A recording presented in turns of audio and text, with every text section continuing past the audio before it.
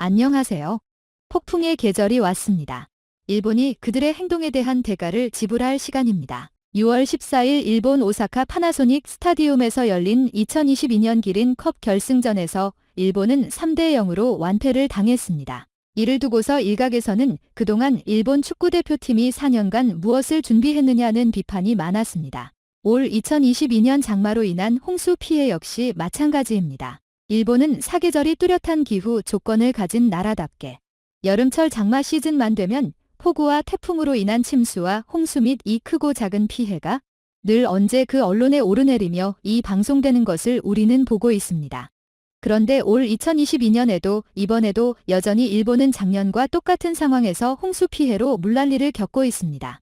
작년 여름에 그렇게 큰 물난리를 겪은 일본이 1년간 도대체 무엇을 준비한 것인가요? 이 작년에는 특히 세계 각지에서 이상 날씨로 인한 피해가 잇따랐습니다. 다들 겪어보지 못한 날씨라고 하십니다.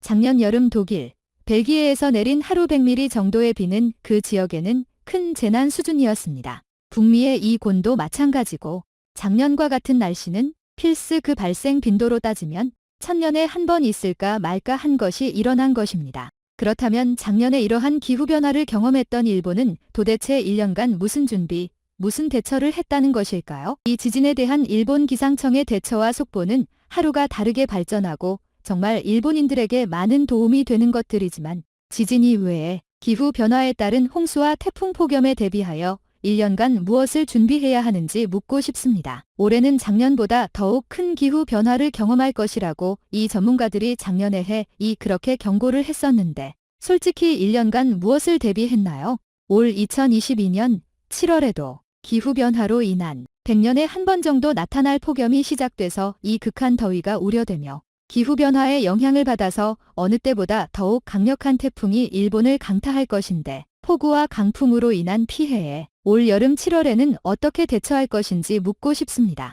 왜냐하면 이미 이제 겨우 6월 중순임에도 불구하고 일본 열도 전체가 홍수로 그 피해가 상상을 초월할 정도이기 때문입니다.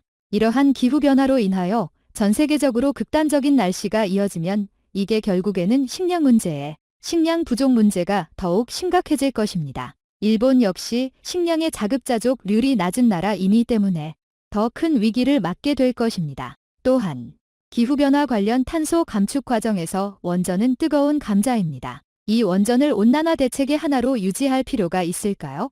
물론 가동 중인 원전을 멈춘 이유는 없습니다. 위험이냐 혜택이냐 이 선택의 문제이기도 합니다만 이 원전 폐기 물의 미래 세대의 이 편익도 없이 위험만 안기는 점을 고려하면 이 더 이상 원전을 짓지 않는 것도 우리가 한 번은 이 고려해 볼 만한 이런 윤리적으로 필요한 부분이라고 생각됩니다. 시청해주셔서 진심으로 감사드리겠습니다.